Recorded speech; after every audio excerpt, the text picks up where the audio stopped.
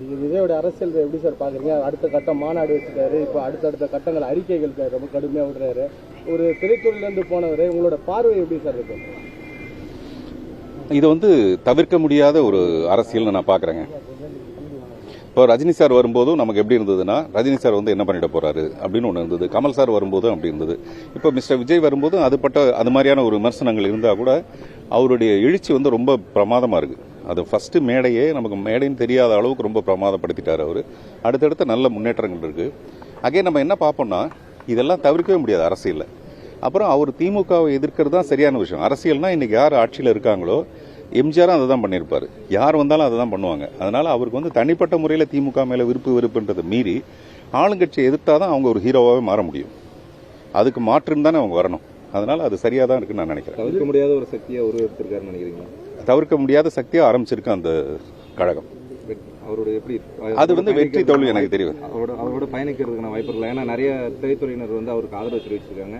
நீங்களும் ஒரு முன்னணி நடிகர், உங்களுக்கு இல்லைங்க, எனக்கு அரசியலில் பயங்கர ஈடுபாடு இருக்கு. அந்த அரசியல் ஒரு தனிப்பட்ட அரசியலாக தான் இருக்கும். நான் யாரையும் சார்ந்து இருக்க மாட்டேன். அதனால நான் என்னைக்காவது ஒரு நாளைக்கு கட்சி ஆரம்பிப்பேனே தவிர, அன்னைக்கு இந்த மாதிரி ஒரு கேள்வி கேட்பீங்களே தவிர, யாரையும் சார்ந்து இருக்காது என்னுடைய அரசியல். இல்ல இப்பதான் அவர் வராருல, நம்ம கொஞ்சம் கேப் விடுவோம். என்ன பண்ணுங்க, என்னுடைய எல்லா படத்திலையும் பாத்தீங்கன்னா ஒரு அரசியல் இருக்கும். புதிய பாதையில இருந்து தொடங்கி எல்லா படத்திலையும் ஒரு அரசியல் இருக்கத்தான் செய்யும் எனக்கு படத்துல. அதுவும் வறுமையில் இருக்கிறவங்களுடைய, ஒரு ஏழ்மையில் இருக்கிறவங்களுடைய, அவங்களுடைய குரலுக்காக தான் நான் நிறைய குரல் கொடுத்திருப்பேன். மறைந்த காளிமுத்துன்னு ஒரு மினிஸ்டர், அவர் கூட சொன்னாரு, மக்கள் திலகம் எம்ஜிஆரும் உங்க படமும் வேற வேற இல்லை, அவருடைய பாணி வேற, உங்களுடைய பாணி வேற. கிட்டத்தட்ட பாத்தீங்கன்னா எல்லாமே ஒரு ஏழ்மையில இருக்கிற ஒரு மனிதனை பத்தின கதையா தான் இருக்கும் அப்படின்ட்டு. சோ அதனால எனக்கும் அரசியல் விருப்பம் இருக்கு, ஆனா இப்ப இல்ல. சமீபத்தில் பெண் பாதுகாப்பு குறித்து விஜய் ஒரு கருத்து சொல்லியிருக்காரு. பெண்களுக்கு பாதுகாப்பு இல்லை தமிழகத்தில் அதிகம் சொல்லியிருக்காரு. உங்களோட பார்வை? அது அவருடைய கருத்து. எனக்கு நல்ல பாதுகாப்பு இருக்குன்னு தான் நான் நினைக்கிறேன். பெண்களுக்கு நிறைய பாதுகாப்பு இருக்குங்க. பெண்களுக்கு முந்திய விட பாதுகாப்பு தேவைப்படாத அளவுக்கு அவங்க பவர்ஃபுல்லா இருக்காங்கன்னு நான் நினைக்கிறேன்.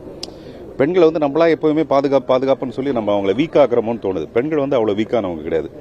மென் ஆர் வீக்கர் செக்ஸ்னு ஒரு செய்தி ஒன்று இருக்கு. மென் தான் அந்த மாதிரி ரொம்ப வீக்கா இருப்பான் அவன். ஆனா பெண்கள் ரொம்ப பவர்ஃபுல்லானவங்க. நான் பார்த்த என்னுடைய தாயோ என்னுடைய மகளோ எல்லாருமே ரொம்ப ஸ்ட்ராங் அவங்க. அதனால அவங்களுக்கு பாதுகாப்புலாம் தேவையில்லை, அவங்களே பாதுகாத்துக்குவாங்கன்றது என்னுடைய நம்பிக்கை. பெண்களுக்கு பாதுகாப்பு பொதுவாகவே இருக்கு.